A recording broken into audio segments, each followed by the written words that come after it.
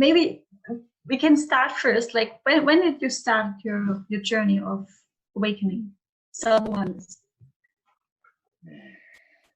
Yeah, it's an amazing question. I started my journey almost 10 and a half years ago.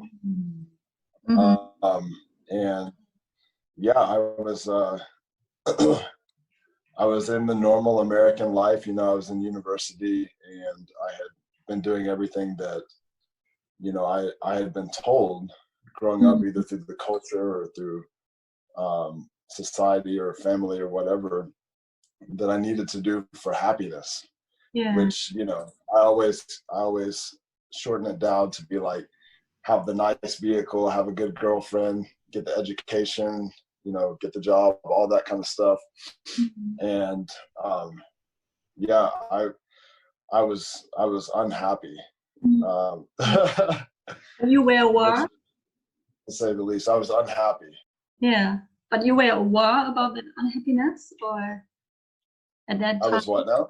You were aware that you were unhappy, or it just came up later?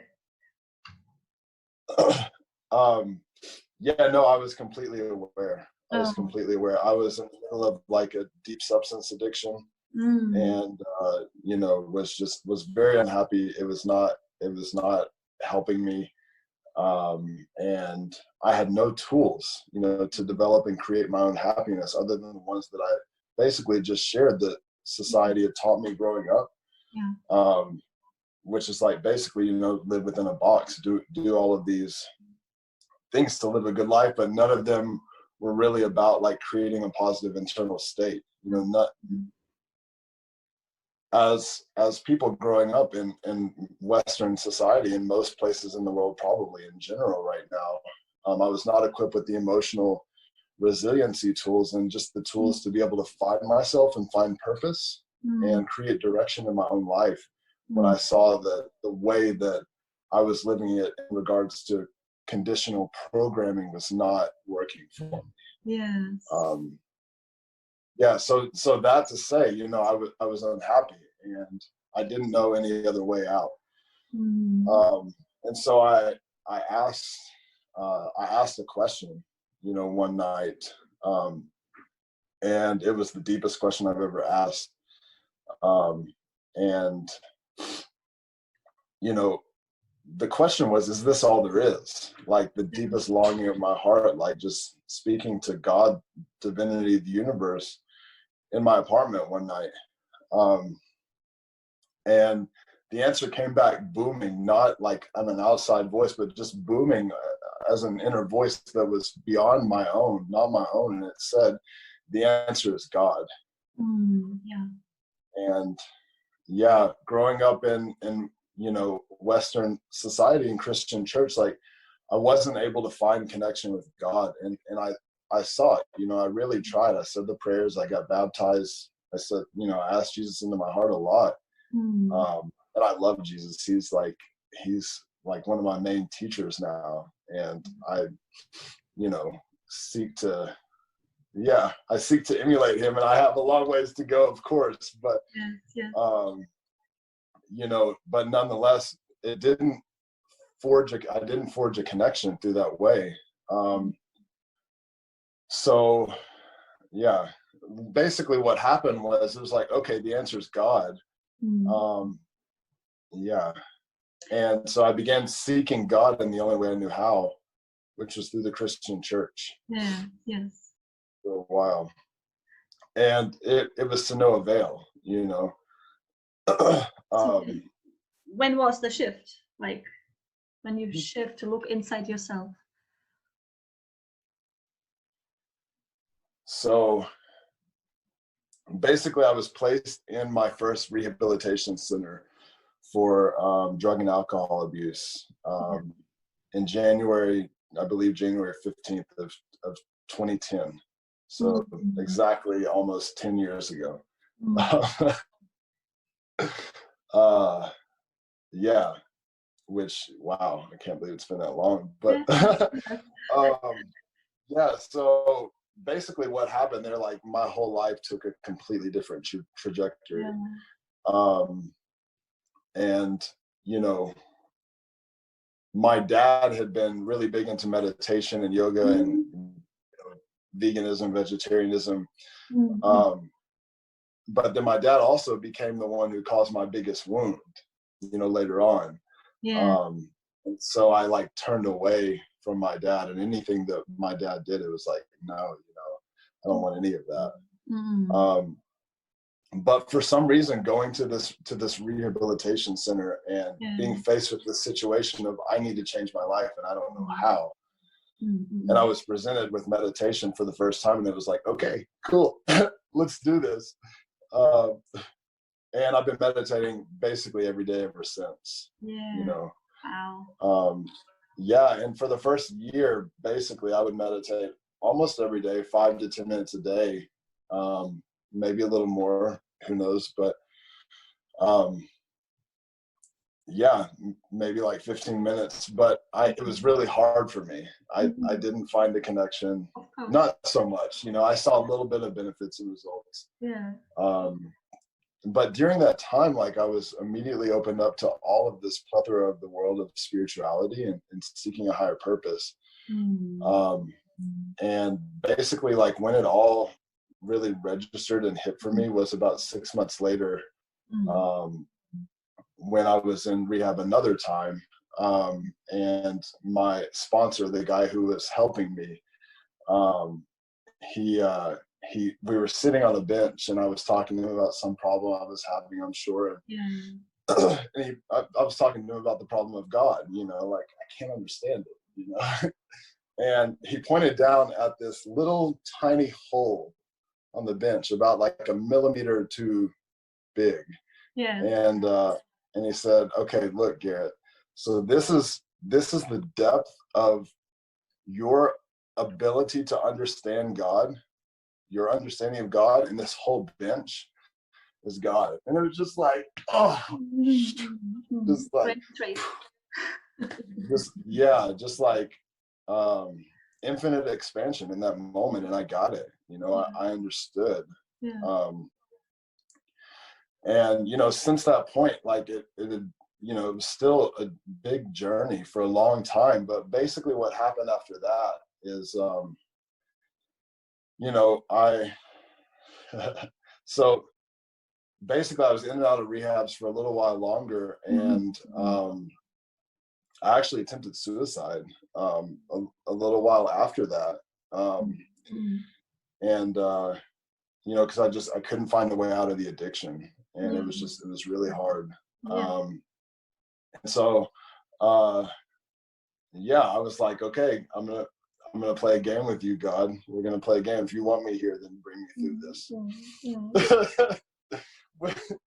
Which is an interesting thing to do, but I mean, he did. God did, and I'm here. And so basically what happened, and you can see, like, my passage is super checkered, but so a few months later after that, I ended up getting arrested for some felony charges, because I was trying to get some money to go to another state and buy a lot of heroin, to be honest. Like, it was a deep addiction for me. And I actually broke into a place and then, like, tried to rob a gas station and all this stuff.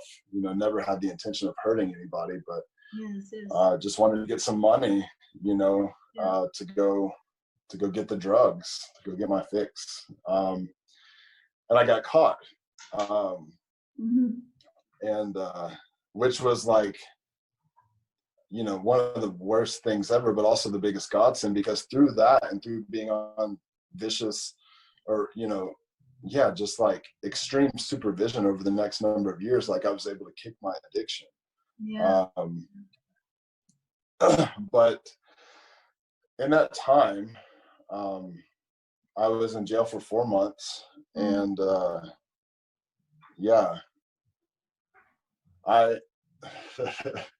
so I had a walk-in experience. And you know, you want to talk about ascension, like this is a super ascension topic. But basically,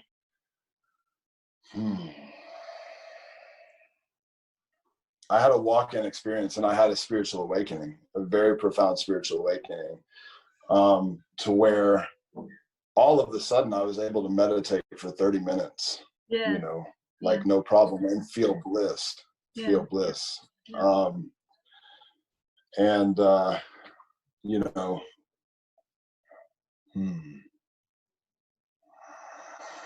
so basically I read 40 books during that time while I was in jail, did a lot of meditating, exercise, just, you know, a lot of focusing on my health. There was a spiritual mentor that I had for a few months in there, and just, you know, God was really with me there.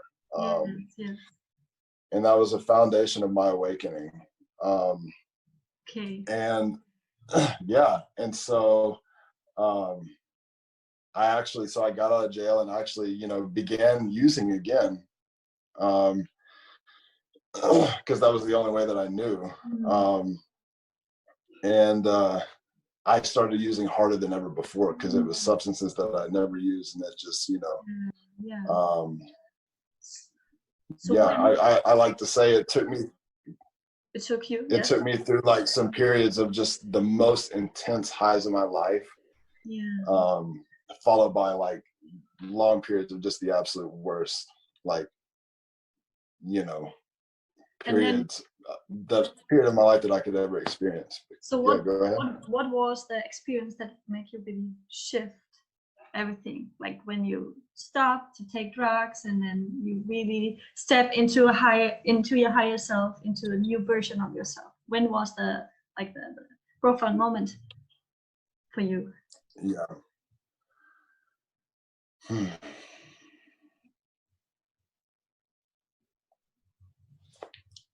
So basically the profound moment was like, it was about a little over a year after I got out of jail. It was 2012, coming up on December of 2012. And I was with a girlfriend at the time, and I saw like my connection with her was so vast and deep. And the spiritual energy was so high and created in that I saw like, I had an opportunity to completely kick the habit, you know, which was just the little bit that was left, because most of it over the last year and a half had been dwindled down. I gave up one substance at a time. And then, you know, there was just a little bit hanging on. And I was able to give it up, you know, and, you know, by the grace of God, like, I haven't gone back since. You know, that was like almost 7 years ago, you know, almost 8 years ago, like 7.5 years ago. That's awesome. There was a few times too, you know, when like I would, you know, go to do it, and like spirit, you know, just aligned it to not work out, and it didn't happen. And so I went about 3 years without like any kind of substance at all. And then, you know, I knew like that I actually wasn't an addict, especially like after the walk-in experience, of me, you know, bringing in a different aspect of my soul, and maybe even a different soul, you know, just a deep experience like that. And so like, I knew that, you know, I could use it safely and recreationally, or, you know, socially later on. So like, you know, after 3 years, I had a glass of wine at a Thanksgiving party, and you know, so to this day, like I'll have, you know, a drink or a couple of drinks like every now and then, but like honestly, I've had 2 maybe in the last like 6 months or 3, you know, if not longer. And you know, so it's, I see where I was and I see where I am now, and it's like there's no way that I'm ever going to give up what I have now to go back. Like, it's just a resilience in me, and all the skills and tools I've learned have got me to where I am now. So yeah, that was the big moment. I mean, that was the big moment when it shifted. And I no longer used the drugs, and it was like straight up like the ascension path or the awakening path, like only. The realization of who you are, actually, right? Yeah. So Yeah. And so, yeah, also like about the walk-in experience, like I was in a holding cell in the jail. I came in on drugs, and I was like detoxing for 7 days, which is very abnormal to be in a holding cell for 7 days. And I like slept the whole time. And I realized, like, looking back, it took me many years to look back and realize this, but like that's when I had my walk-in experience. And so what it is, it's like, I don't know if it was agreed upon before I came into this life, or if it was just like during that time I had before, where it was like, hey man, I can't do this anymore. And somebody else soul was like, bro, that's an amazing body, like you have all these tools and technologies, like you're top of the line, let's use that for the ascension of the planet, for the healing of the planet, awakening of the planet. And so that's when the biggest shift in my life happened. It took a little while for it to integrate, but you know, I came through a completely different person from that, and that's who I am today. You know, so it's just integrating it all. So it was your higher self talking to you, your soul. In what way? The walk-in experience that you had, was it your higher self communicating with you? The voice that you were hearing. Oh, you mean from the very beginning? No, just now what you said. Like you said, you have that profound walk-in experience, and from then on, everything changed for you. Right? Yeah. Let's see what wants to come through about that.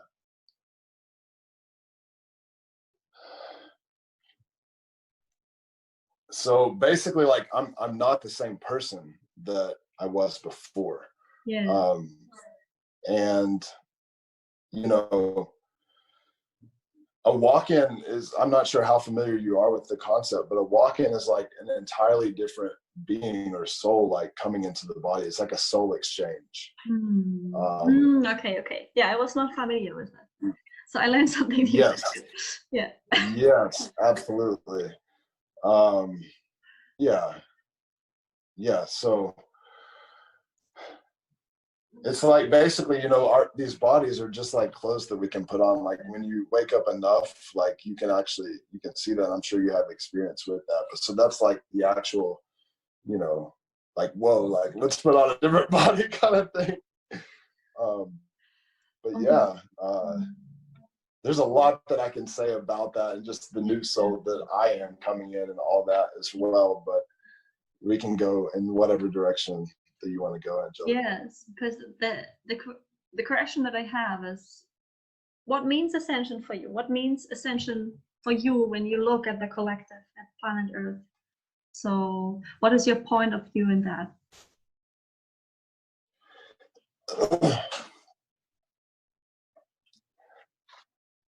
So basically, like, the fact of the matter is that our planet is at a point of, you know, of dying, you know, and really what it is it's like the human race and obviously other life on this planet is at the point of dying and of extinction. And so basically, like, what happens on Earth affects like all the rest of the universe. And so, you know, there's all of these different, like,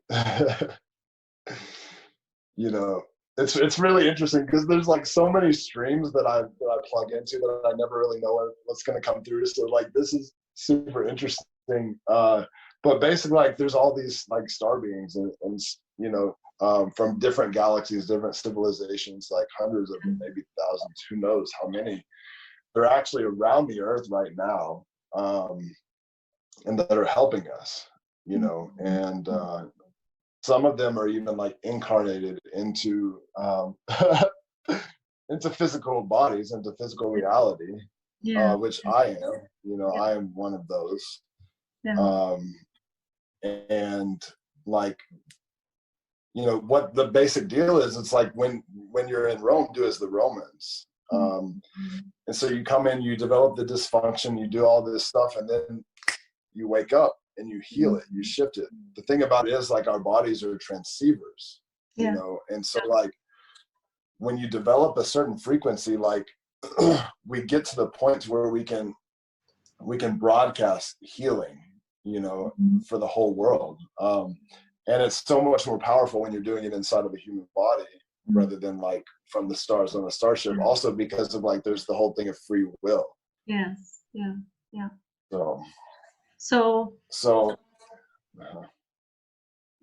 please go ahead. So in where do you see us in 5 years from now, like as a collective?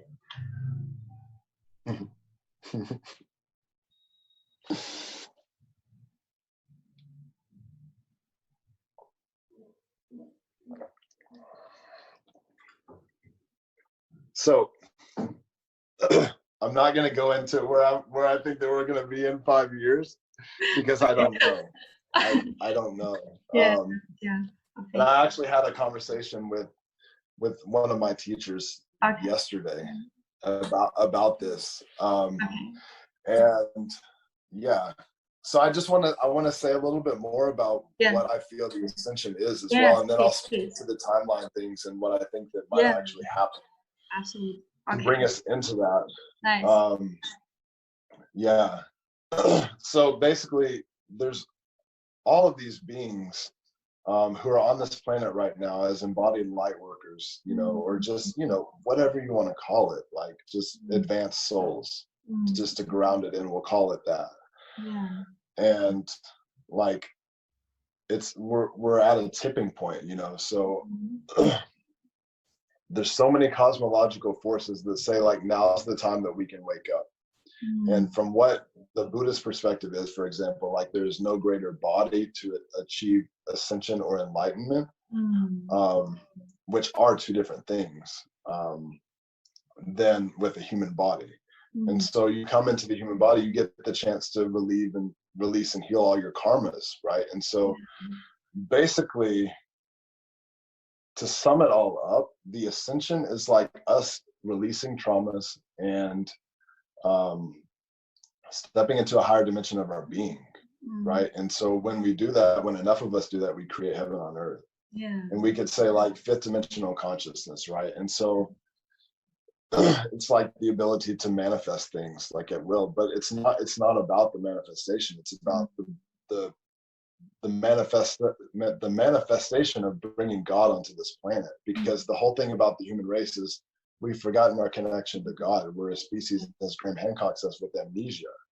You know, he says maybe for different reasons, somewhat, but nonetheless we are like, and this came through for me a few years ago when I was riding over the mountains in South America in a van. It's like the only thing that is the source of all the suffering on the human of the human race of humans is that we think that we're separate. It's the separate identity. Right. And without going a whole lot into that, essentially like what we're doing is, so like what I was saying earlier, when we wake up enough to a high enough degree, which means basically we purify our karmas, you know, we wake up to the higher levels of potentiality within our being, then and bring in more of the energy of God, you know, the conscious recognition of God, then we broadcast the frequency of awakening, the frequency of love, the frequency of compassion or divinity, whatever specific like codes, quote unquote, that we have to carry, we broadcast that. And so when enough of us do that, we raise the frequency of the planet to where like we actually get to create civilizations and communities and places of being to where like we're living in harmony. Right. So basically like what it is, it's unity consciousness, and to simplify that and to make it less etheric, it just means like we get along with each other in everything, you know. So that's the true that's the true heaven on earth. Ascension, you know, I mean, it keeps going because you keep developing these abilities and you know, move like into like Buddhahood, but which we all have the potentiality to be and to have within us. But like, you know, the whole thing is ascension isn't enlightenment though. Like what I was saying earlier, like full Buddhahood is like moving beyond it. Cause like the Buddhists, like in reality, like, you know, or anybody serious, whatever tradition, anybody serious about the path of awakening and enlightenment, you don't really care about abilities. And that's one of the things that they talk about a lot in the East Indian traditions is like, don't get caught in the cities, which are the psychic abilities. Yeah. So, which are helpful and cool and amazing, but essentially the goal is to move beyond samsara. Yeah. The absolute goal is to move beyond like the pain and the suffering from spirit. Oh, you were shortly, you disappear for yeah. So ascension, how most people talk about it, is like a step on the journey of enlightenment as a collective species. Yeah. So how to expand and move forward in our unique ascension journey, like every single person on the planet, especially these who are already awake, but maybe they're stuck or maybe they don't know really how to move forward. Do you have any advice on that? How to expand every day more and more? How to not get stuck, you know, trust yourself. Trust yourself.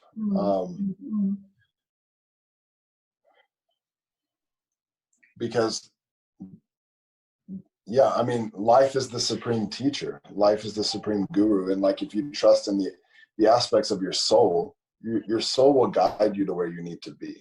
Yeah. Right. We might feel like it sometimes, but we're actually not here without a roadmap. And so just to keep it like as absolutely simple as possible, like trust yourself, you know, like there's a lot of tools out there. There's a lot of things and a lot of ways to like get really confused. Yes, absolutely. Absolutely. There's so much information and so many things that you can read and learn, but actually it's all, and then many teachers says that, like many ascension teachers, what they teach us is just stay in your own space, stay centered and connect to yourself every day. If you have any question, look first inside yourself, and then later on, if you cannot find an answer inside, but normally everyone can find an answer inside, because that's what it all is about. We connect to our higher self, we connect to the spiritual world, and we will find all the answers we are seeking for. And then how to do that? Like, let's say you have not a very strong connection to your higher self and to the spiritual world. What is a good step to really take a step forward in that? Like being in tune and flow with your soul. So one of the biggest steps and things that's coming through for me to share right now is diet and nutrition. Because like we're like literally like light beings, like as our souls, and the people who will probably watch this gravitate to your media content, this video, and you know, the people who are like, you know, quote unquote consciously like on the ascension journey. A lot of them are like light beings come into human form, which we all are to an extent, but like highly developed light beings. And so like for us, it's not a matter so much of like gaining the awakening within our body, if that makes sense. Like you know, for a lot of people in the old path, it's like raise your kundalini, bring your energy up, all this stuff, which is helpful and it happens, it's useful, but for, you know, the modern light worker who is truly like an activated being, you know, soul who comes in here to do their work and just embody. The key is just embody. Like your journey is coming in. Your journey is coming in. And so like one of the biggest things and the biggest ways of coming in is like to be able to work through trauma. right? And just to bring it back to your question, just to simplify that right there, it's like, so you are what you eat, literally. If you eat dense foods, like, and of course there's ways around it, if you can transmute the energy in the foods and whatnot, but if you eat dense foods, you're going to be, generally speaking, a dense person. Yes. And so the more like light foods that you eat, the more light you're going to be. Absolutely. Right. And so like lots of fruits and vegetables, you know, and it can take time to progress yourself over here, but lots of like supplements, like, you know, all of the modern mushroom supplements and, you know, just all that kind of stuff. And even like bringing in the sunlight, you know, like, because sunlight is essentially like all that we're taking in anyways. For the most part, it's just we either have to get the sunlight through vegetables and fruits or animals. Yes. Right. So when we get to a point where we can actually absorb the sunlight directly and get energy from that, like that's when we're like making some groundwork. You know, I think we'll move into that, you know. But you know, just to keep it really simple, like lighten your diet, eat lots of fruits and vegetables. You know, you can send me a message and I can like send you some information about it. You and anybody watching the podcast. For me, it's also like I feel much more better. I was vegetarian for a long time, but I went back for time to eat some meat. And then just a while ago, I started to eat totally like vegan. Most of the time, I'm vegan now. I can really feel the difference. Like even I was healthy my whole life, but if you really make just small changes and you eat only fruits and vegetables and all that high energetic food, it makes so much difference. It really helps if you keep away the sugar, the cookies, the chocolate, and then there's a time where you don't even crave. You even find it like it doesn't attach you anymore. You don't like to eat the chocolate or you know all that food that is really not good for your body and put you just somehow in a lower state because it takes your energy. It doesn't give you any energy. And speaking of which, I mean, the whole thing about it is it's like we live in a society that's essentially trying to control our consciousness. You know, like they try to control our consciousness with food. They try to control it with media, with television, with the radio. Absolutely. And, you know, like, and then with, you know, working a 9-to-5 job in a cubicle and all this kind of stuff. And, you know, we could even like not take the conspiracy thing out of it, and like even if we move beyond saying that people are intentionally trying to control consciousness and keep it down, like we can just say these things keep consciousness down. which is really simple, but you know the beautiful thing about it is there's alternatives to all of them. You can eat healthy food that raises your vibration literally, like the electrons in your body will spin faster, you know, you know, when you're eating high vibrational foods and raising your vibration. You can watch conscious media, you know, like, you know, a spiritual teacher or, you know, be in a course, like whatever it may be. And then you can listen to conscious music, uplifting music. You can actually create your own position. You know, you can do what you want to do and spend a lot of your time outdoors. So there's all these remedies, and basically like the key to all of this for all of us, you know, from what I see is like developing and owning your uniqueness. Because when you develop and own your uniqueness, you broadcast your own specific frequency into the universe for like everybody to benefit from it, you know, because like we don't need another Joe Ham, you know, or a Sandy Sue. Like we need you. We need you and your specific unique frequency. And the only way to do that is to unlock yourself from the conditioning that you've experienced through these means that I just discussed, and like nutrition and all that. And also by healing the traumas and allowing yourself to ground in, and not, you know, being in the old ways of conditioning. And, and so when you do that, you know, you begin to free yourself. Literally, like, you begin to free yourself from a cage and you begin to like fly free, to be your own unique self. Because like, what we really need is for you to be the absolute truest version of you. Forget best, forget highest, forget levels, anything. We just want you to be you. You know, and the whole thing about it is like, somebody who's going to be watching this podcast and interview is like, you know, chances are they're a pretty developed and pretty like conscientious kind of person. They're, to be their authentic self isn't going to do harm to people. It's going to bring good.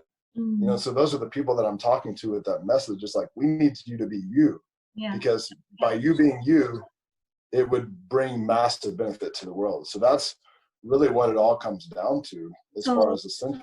So how to be you? How to be you. How to be really you, you know, because we grow up always at ego, so it's difficult to disconnect from that. So there's there's so many ways. There's so many ways. It's like, first you got to free yourself. You got to free yourself to be yourself, right? So spend some time in nature. That would be the number one key.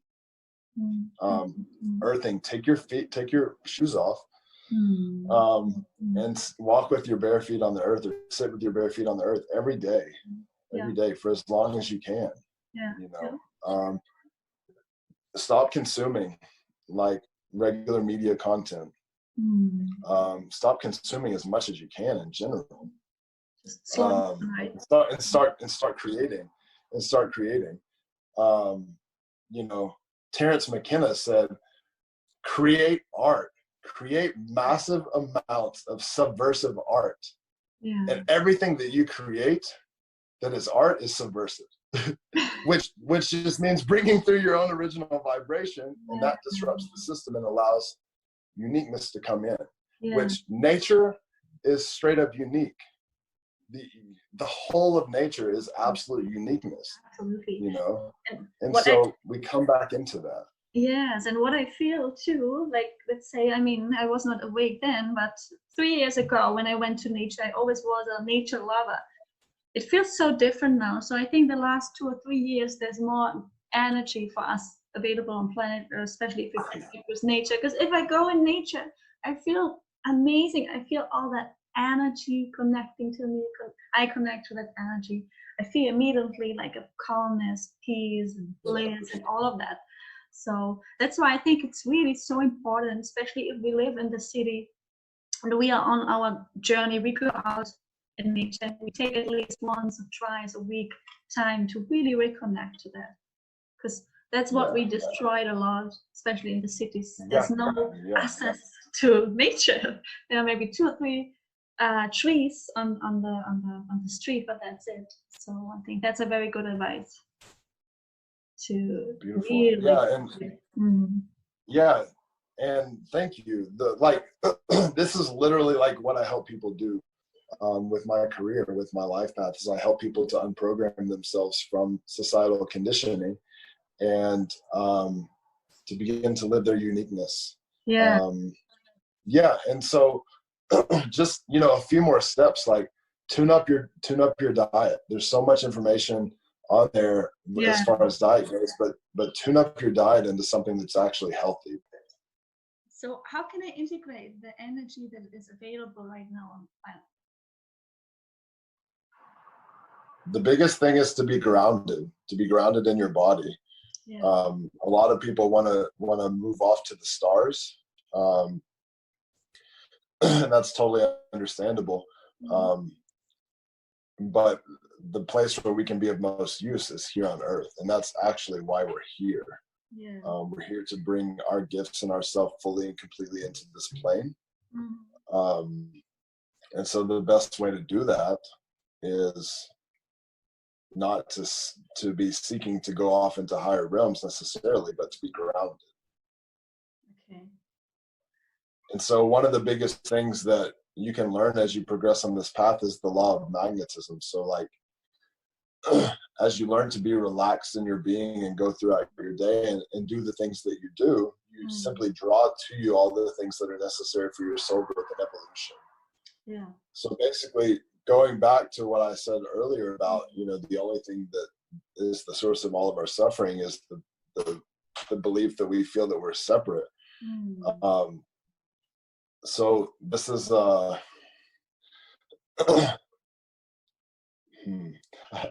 totally lost my train of thought.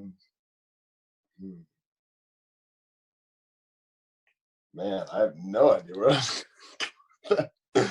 We just yeah.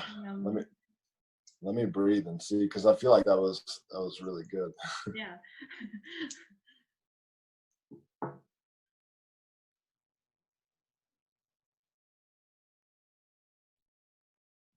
I have no idea. If that's meant to come back, it will come back. Yes,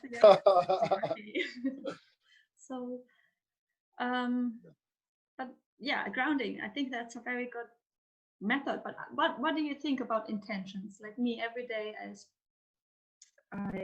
express, I speak out my intentions. Like, okay, today, dear God, help me to create a heaven on earth today. You know, for me and everyone who is coming in contact with me today. I was reading that in that book, like affirmations that can help you and other people around you to feel, to connect to the energy. Do you think that's a good way to use also intention? Is it? For me, it feels right. So I think it's also about our feelings. That it's really working. What are your view on that? So I'll start that off with the story. I have a dear friend who was at the yoga center in the mountains where I first essentially established my awakening about 9 years ago. And she told me that she had not prayed for a long time.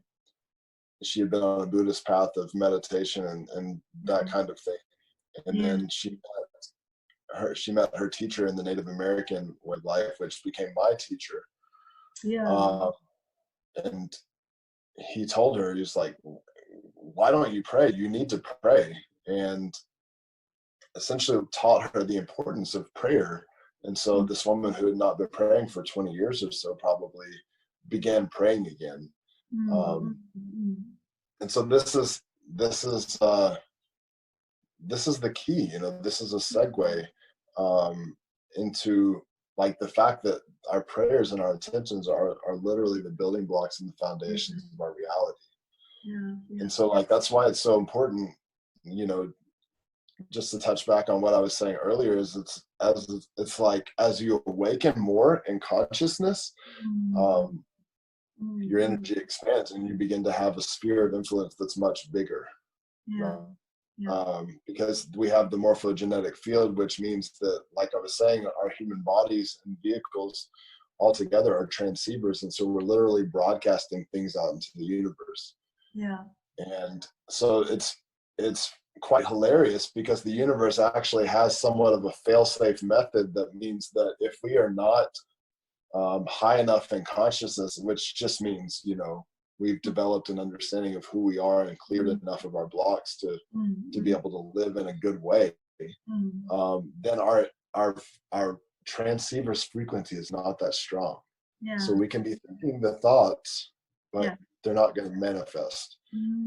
Whereas if you're farther along the path, if you're thinking the thoughts, they will manifest, like even like that, right out of thin air.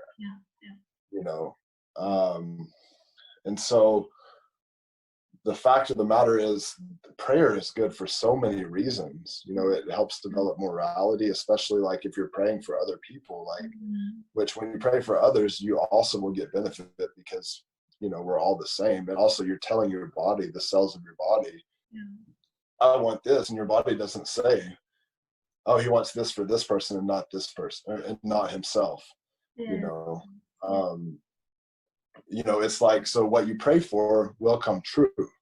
Right. So when you set your intentions, they will come true. Like intentions in prayer are absolutely key. They're very, very powerful, you know. And so as you ground more into your being, through moving, like physical movement, like releasing tension in your body, through nutrition, becoming more light in that way, through breath work, like things like the Wim Hof method, square breathing, just, you know, very simple methods, either strenuous or relaxing, to help bring you more into your body and bring you more energy.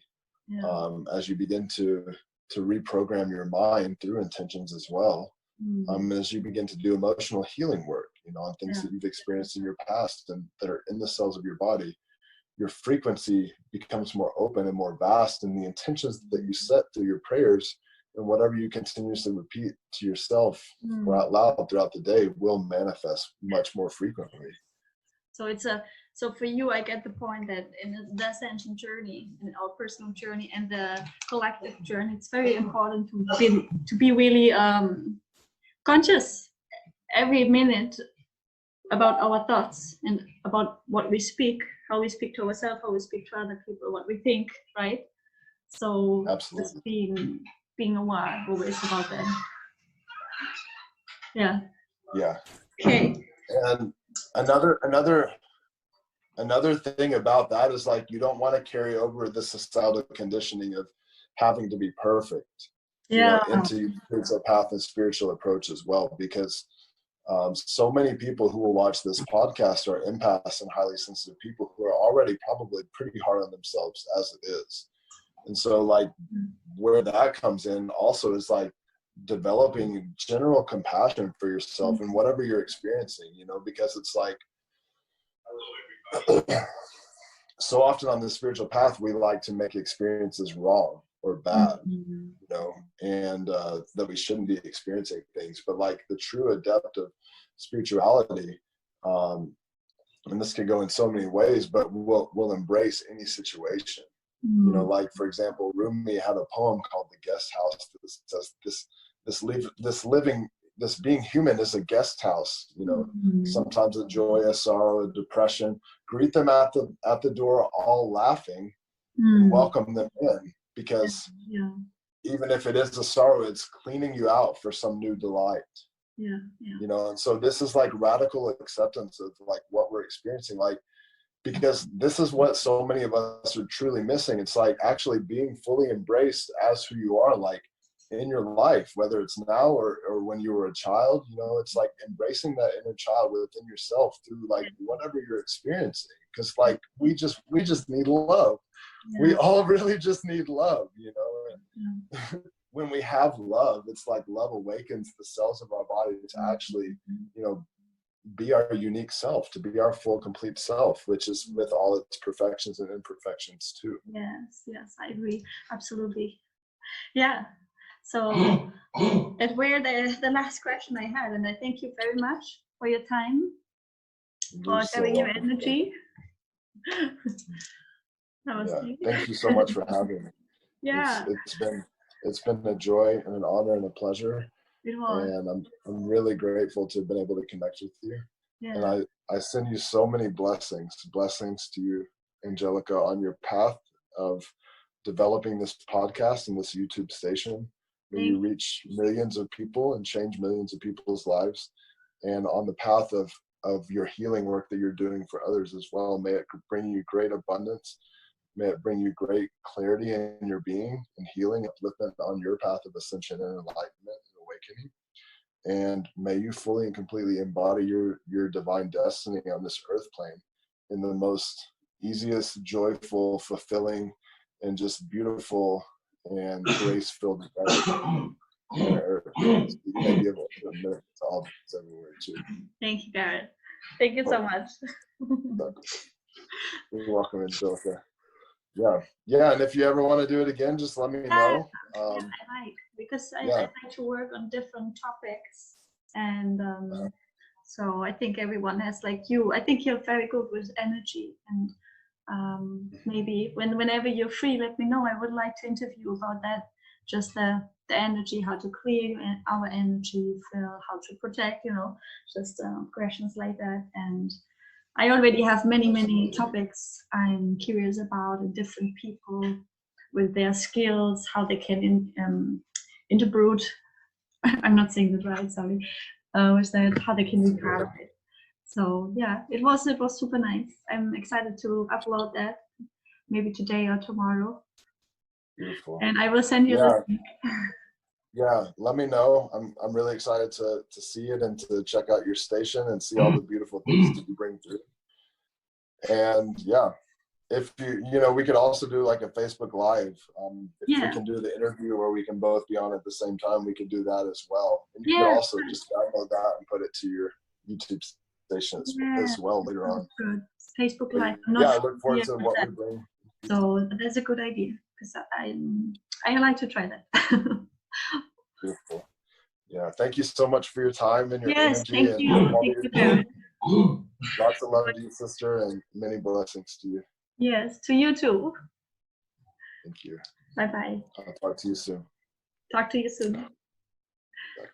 Bye.